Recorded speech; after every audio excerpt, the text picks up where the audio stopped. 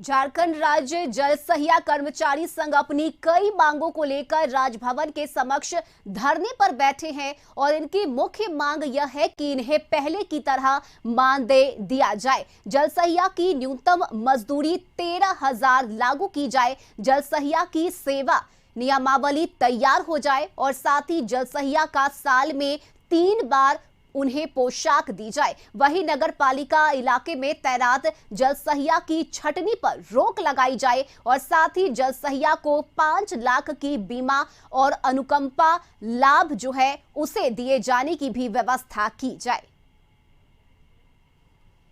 का सबसे पहले पूर्व का बकाया 47 माह से लोग का अभी मानदेय नहीं मिला है। दूसरी बात है कि झारखंड में सरकार जब हेमंत जी का नहीं बना था उसके पूर्व में हम लोग उनसे बातचीत हुई थी। वो हम लोग को बुलाया था कि आप हमसे थोड़ा सा मिलिए, मिलने के बाद कुछ आप लोगों से बात करना है और कुछ बताना भी है। हम लोगों ने सरकार नहीं बनने से पहले उनसे बातचीत की है। उन्होंने कहे थे कि देखिए 1,000 रघुवर जी दिए हैं तो बकरी चराने के लायक होता है। हमारी सरकार अगर बनती है तो मैं जल सहिया बहनों को न्यूनतम मजदूरी दूंगा जो 13,084 रुपया होगा। अब दुख की बात यह है कि हेमंत की सरकार बनने के बाद रघुवर के समय में जो भी 1,000 मिल रहा था वह भी बंद करके ये कटौती करके इसको प्रोत्साहन राशि में ले आया। और इस खबर पर ज्यादा जानकारी के साथ संवाददाता संदीप हमारे साथ लाइव जुड़ चुके हैं। संदीप, जल सहिया कर्मचारी संघ जो है वो अब सड़कों पर उतर आया है, प्रदर्शन उनकी तरफ से किया जा रहा है और साथ ही कई तरह की मांग है। और इस खबर को लेकर क्या अपडेट, साथ ही अगर बात करें तो जो जल सहिया कर्मचारी संघ है उनकी किस तरह से मांग सामने आ रही है?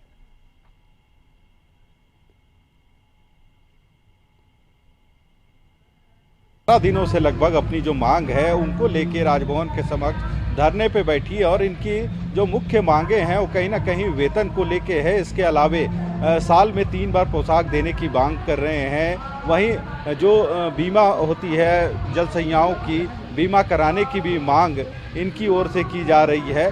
वहीं जो इनको पहले जब हेमंत सरकार से पहले रघुवर सरकार यानी बीजेपी की सरकार थी तो उनको मानदेय के रूप में 1,000 रुपया प्रति माह मिलता था, उसको बंद कर दिया गया है। जिसके बाद कहीं ना कहीं इनका आरोप है कि हमें हटाने की जो कोशिश है वह की जा रही है। तो कम से कम हमारी जो न्यूनतम मजदूरी है वह मजदूरी मिलनी चाहिए। और इनका यह भी आरोप है कि पिछले 47 माह का इनका जो पैसा है वह बकाया है उसका भी भुगतान किया जाए। इसके अलावे कई ऐसे और भी मांग है जिनको लेके लगातार आंदोलन कर रहे हैं और राज्य भर की जितनी भी सहिया महिलाएं हैं वे राजभवन के समक्ष बैठी हैं इन मांगों को लेकर।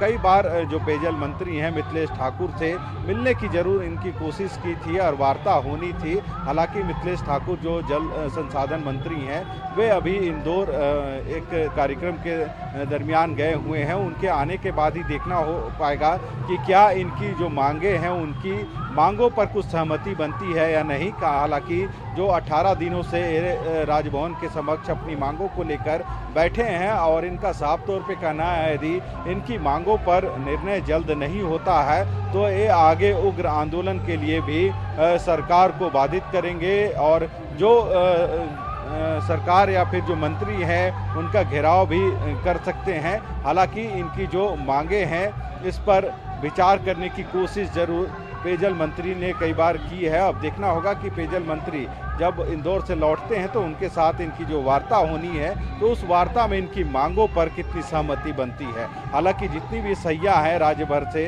जुटे हुए हैं राजभवन के समक्ष और लगातार उनका जो प्रोटेस्ट है वह जारी है। जी बिल्कुल संदीप, साथ ही अगर बात करें तो जिस तरह से जल सहिया कर्मचारी संघ की ये महिलाएं सड़क पर अब आकर प्रदर्शन कर रही हैं, अपनी मांगों को सरकार के सामने रख रही हैं, ऐसे में इस पर कहीं ना कहीं अब राजनीति भी शुरू हो गई है। हेमंत सरकार को घेरने की जो कोशिश है वो भी की जा रही है।